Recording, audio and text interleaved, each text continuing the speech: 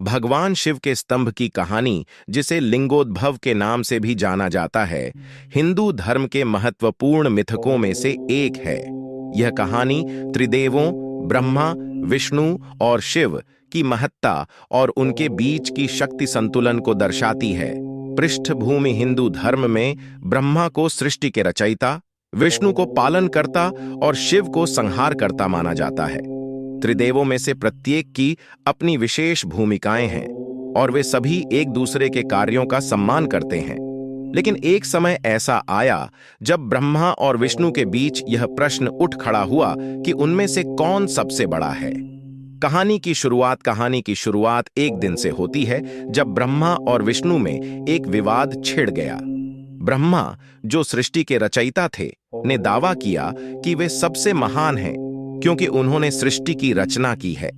दूसरी ओर विष्णु, जो सृष्टि के पालन करता थे, ने कहा कि वे सबसे महान हैं क्योंकि वे सृष्टि का पालन करते हैं और उसकी रक्षा करते हैं।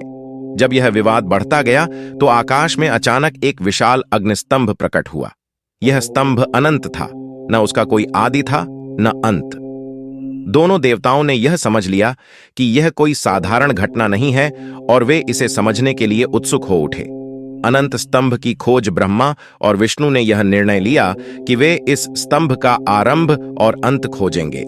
ब्रह्मा ने ऊपर की दिशा में उड़ान भरने का निर्णय लिया, जबकि विष्णु ने नीचे की दिशा में जाकर इसका अंत खोजने का निश्चय किया। ब्रह्मा की यात्रा ब्रह्मा ने हंस के रूप में आकाश में उड़ान भरी और स्तंभ के शीर्ष तक पहुंचने का प्रयास किया। वे लगातार उड़ते रहे, लेकिन उन्हें कोई अंत नहीं मिला।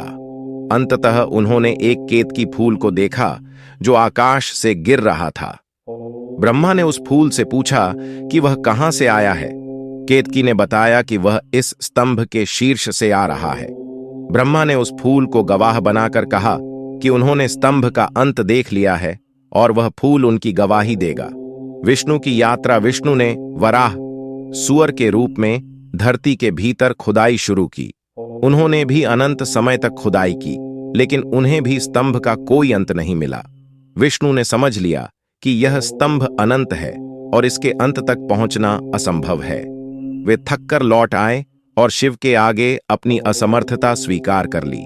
सत्य का उद्घाटन जब दोनों देवता वापस आए तो ब्रह्मा ने केतकी फूल के साथ झूठी गवाही दी कि उन्होंने स्तंभ का अंत देख लिया है।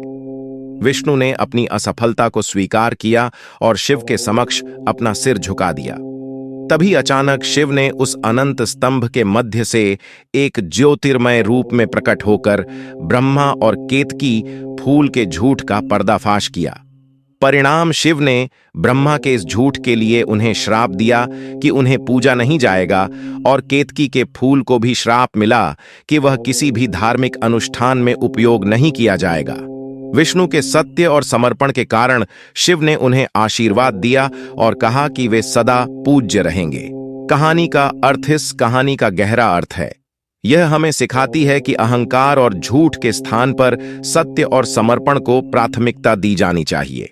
यह भी दर्शाता है कि भगवान शिव सबसे महान हैं और उनके स्वरूप का कोई अंत नहीं है। त्रिदेवों में संतुलन और परस्पर सम्मान की भावना की भी यह कथा महत्ता को रेखांकित करती है। शिवलिंग, जिसे शिव का प्रतीक माना जाता है, इसी कथा से जुड़ा हुआ है। यह अनंत स्तंभ का प्रतीक है जो शिव के अनंत और सर्वव्यापी स्वरूप को दर्शाता है। इस प्रकार लिंगोद्भव की यह कथा हिंदू धर्म में शिव की महत्ता को समझने और उनके पूजन की परंपरा को स्थापित करती है। वीडियो अच्छा लगे तो चैनल को सब्सक्राइब करें। हर हर महादेव जरूर लिखें।